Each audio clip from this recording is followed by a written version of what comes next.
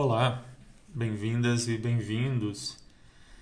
Hoje em pleno feriado, mas é segunda-feira, estamos aqui para falar sobre algumas questões que incrivelmente são discutidas no Brasil.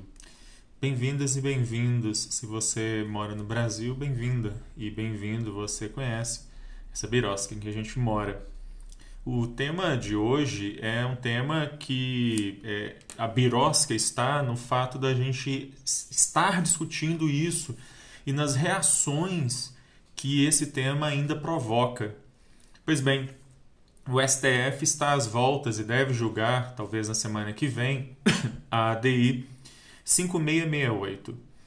Esta é uma ação que foi proposta por um partido político, assinada a petição pelo advogado Paulo Iotti, com quem nós fizemos aí já algumas lives e de quem eu tenho a alegria de ser amigo já há bastantes anos.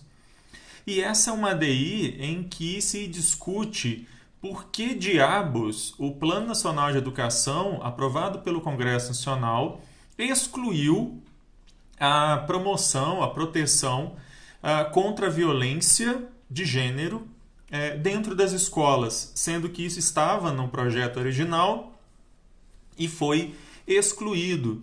Então nós estamos em 2020 discutindo se a escola deve ser um ambiente de proteção contra a violência de gênero ou se a escola deve ser um local de reprodução da violência de gênero que acontece em todo o país, em todo o tempo. É esse o tema.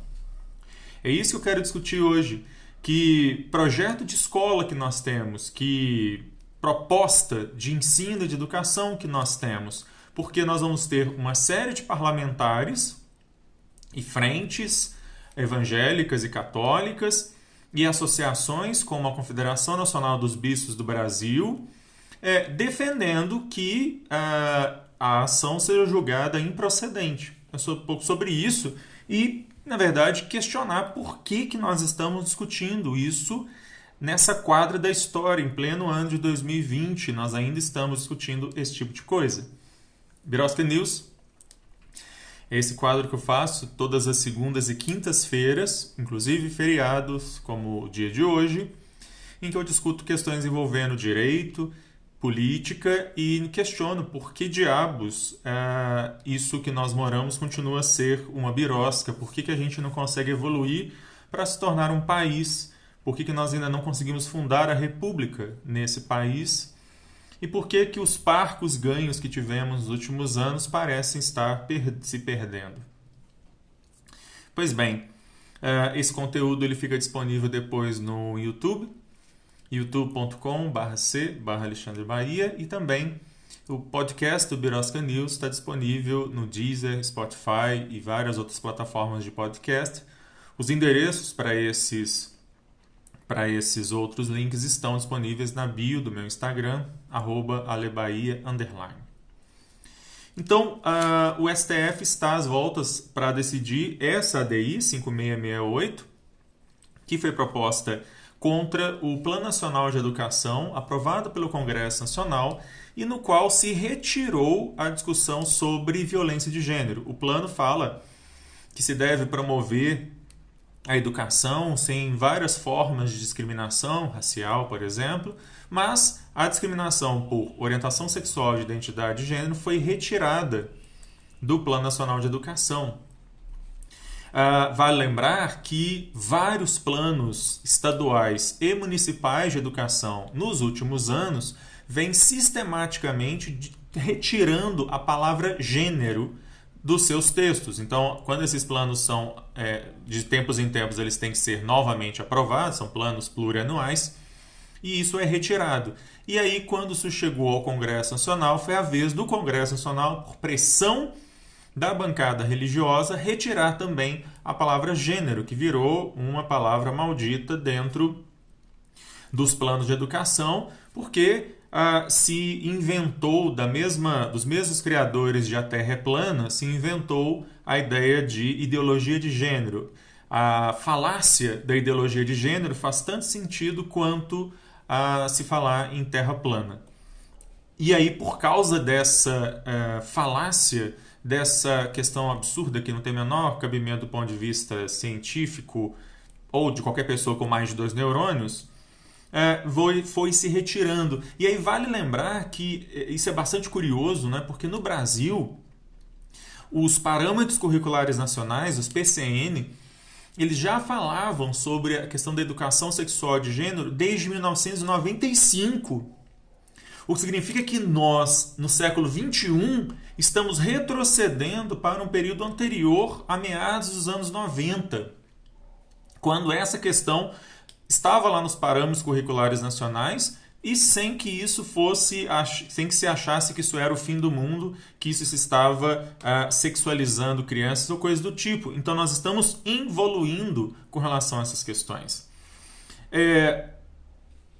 O que, no final das contas, a gente vai perceber é que esses projetos de lei que já foram transformados em leis em vários municípios, em alguns estados, falando sobre essa pseudo-proibição de ideologia de gênero, violam a Constituição, violam o Estado Democrático de Direito, violam uma série de documentos internacionais dos direitos humanos, dos quais o Brasil é signatário, e nesse sentido, o STF vem fazendo um controle de constitucionalidade, declarando esses instrumentos inconstitucionais. Já há pelo menos 2 decisões do STF, em 2 ADPFs, sobre 2 municípios em que o STF reiterou a inconstitucionalidade desse tipo de legislação, que é copia e cola. Existe um site que ensina os parlamentares estaduais e municipais a redação do projeto e, inclusive, instrui as pessoas a processarem professores e escolas que discutirem gênero.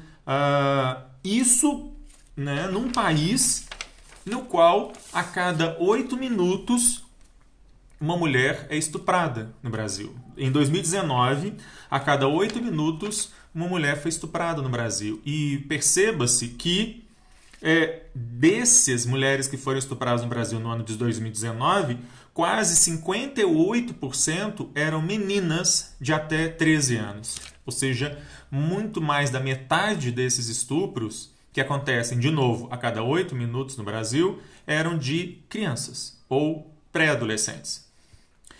Então, como é que a gente não quer discutir gênero? Como é que a gente não quer discutir gênero nas escolas? Que geração é essa, que pessoas é essa que nós estamos formando que não vão discutir relações de gênero? Mais de 70% de pessoas da LGBT, respondendo a uma pesquisa que foi feita há uns 4 anos atrás, responderam que já sofreram alguma forma de bullying, discriminação, violência dentro das escolas. A maior taxa de evasão escolar no Brasil é de pessoas LGBT, particularmente de pessoas trans e travestis. E como é que nós não queremos discutir gênero e sexualidade nas escolas? Né? Como se não bastassem todos esses números, nós estamos falando de algo que em qualquer país minimamente sério, não vou dizer civilizado, não é? Mas minimamente sério, é algo que é discutido há anos e que no Brasil, volto a dizer, desde 1995 faz parte dos parâmetros curriculares, ainda que isso não esteja sendo colocado em prática na maior parte das escolas. Então, o que esse projeto essa ADI 5668 visa é justamente que o STF reconheça que há uma omissão parcial do Plano Nacional de Educação no dever constitucional já reconhecido pelo STF na DO 26, no dever constitucional do Estado de promover a proteção e a discussão sobre gênero e violência relacionada a gênero, inclusive quando esse gênero envolve questões envolvendo identidade de gênero e orientação sexual. Ora, o que nós estamos falando é de cumprimento mínimo, básico da Constituição, de que a escola não pode ser um lugar de reprodução de violência, de reprodução de menosprezo pela diversidade. Ao contrário, a escola deve ser um local de promoção da diversidade, de reconhecimento de que essa diversidade existe. A birosca está quando a gente nota toda uma movimentação de parlamentares no Congresso Nacional fazendo ameaças contra o STF, querendo adiantar, por exemplo, o projeto de lei 4754 de 2016, que visa tipificar como crime de responsabilidade todas as vezes em que os ministros do STF decidirem, entre aspas, usurpando competências do Executivo e do Legislativo. Claramente um projeto de lei que visa intimidar o STF, claramente um projeto de lei que é sustentado pela bancada religiosa para tentar evitar que o STF cumpra o seu papel de cumprir a Constituição. Né? O único lugar em que ainda se lembra do cumprimento da Constituição, do dever da Constituição imposto pela Constituição de ampliação de novos direitos e novos sujeitos, né? Que é ainda papel feito pelo STF. E aí, nesse sentido, a gente vai ter uma série de amici curiae nessa ação, e uma parte desses amici curiae defendendo que a escola não deva ser esse lugar de promoção, de proteção das pessoas contra a violência de gênero. E aí muito me espanta que uma boa parte das entidades que estão advogando contra a ação sejam entidades que se autodenominam cristãs, como a CNBB, a Frente Parlamentar Católica, a Renovação Carismática, a Associação Nacional de Juristas Evangélicos e a Frente Evangélica e outros que tais, porque realmente fico sem entender, como cristão luterano que sou, em que parte do cristianismo que se defende a violência de gênero, em que parte do cristianismo que se fala sobre a justificativa de rebaixamento de pessoas